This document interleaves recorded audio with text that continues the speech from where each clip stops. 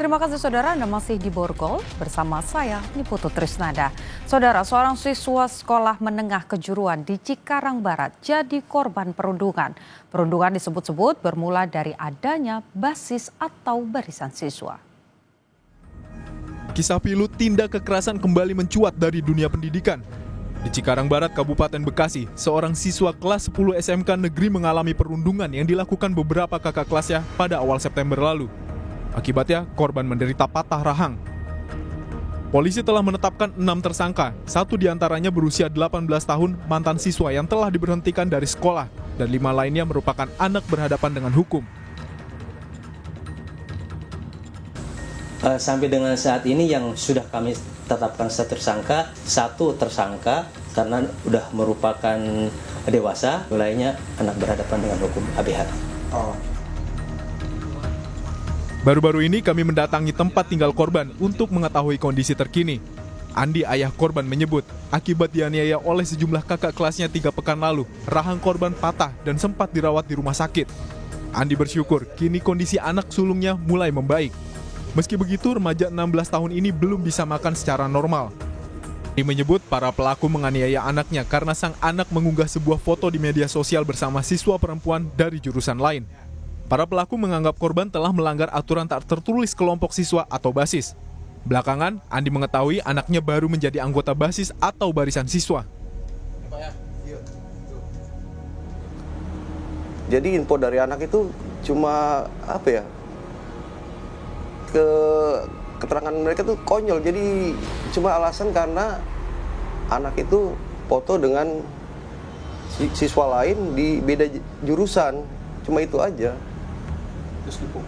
Nah iya, jadi mereka itu kelas 3 itu punya aturan seperti itu. Jadi disangka anak saya itu udah melanggar aturan tersebut. Pihak orang tua tuh tidak mengetahuinya. Tidak mengetahui sama sekali. Setelah kejadian ini, barulah terbongkar kalau anak saya ikut dengan basis itu.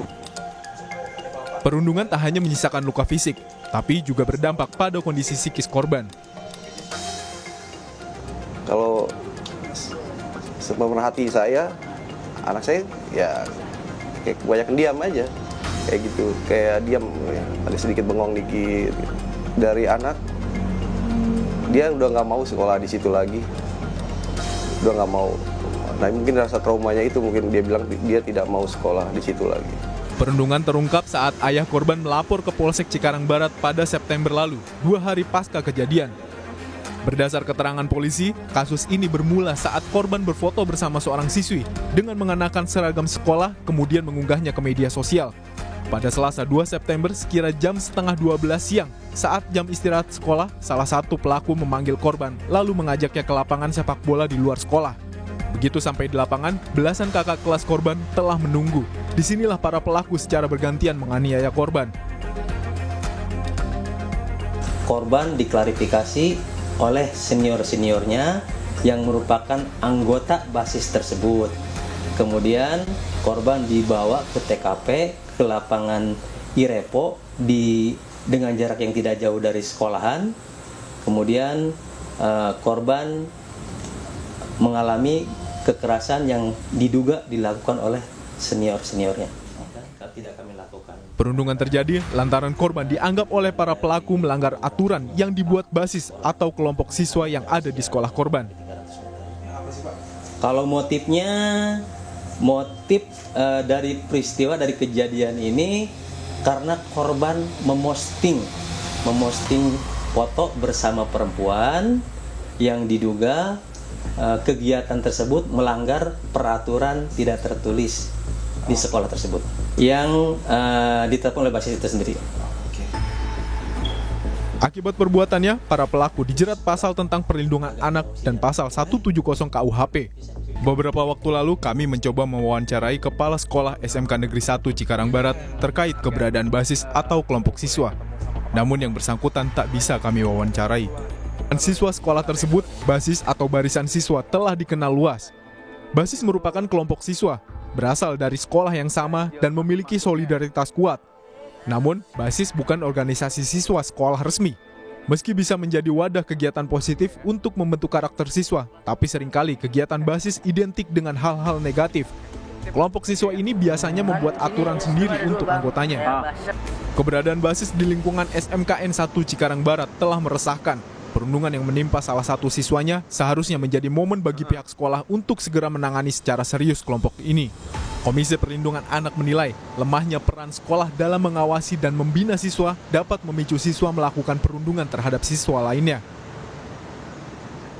Dan salah satu yang menjadi temuan pengawasan kami, bagaimana kemudian tim PPKSP, tim pencegahan penanganan kekerasan satuan pendidikan, yang itu menjadi amanat dari Permendikbud 46 tahun 2023, itu tidak dibekali dengan kompetensi begitu, tidak dilakukan peningkatan kapasitas ya dari SDM yang ada di tim itu, sehingga tidak kemudian mampu mendeteksi ya gejala-gejala atau perubahan-perubahan perilaku anak yang kemudian mengarah kepada perilaku-perilaku menyimpang seperti melakukan bully atau perundungan yang seperti halnya yang terjadi di SMKN 1 di Cikarang ini gitu. Menilai perundungan secara fisik maupun verbal tak bisa dipandang sebagai masalah kenakalan anak semata. Sekolah merupakan garda terdepan dalam mendeteksi kasus perundungan. Bagaimana penanganan terhadap anak-anak yang terlibat dalam lingkungan kekerasan adalah melakukan upaya rehabilitasi, pemulihan. Pemulihan ini tentu dilakukan dengan pendampingan agar pelaku merasa sadar akan tanggung jawabnya atas risiko yang kemudian timbul dari perilaku menyimpangnya kepada korban. Ketika pulih, maka menutup kemungkinan untuk kemudian terjadi hal yang serupa di kemudian hari. Nah, ini tentu butuh peran tadi, ekosistem tadi, orang tua maupun pihak sekolah.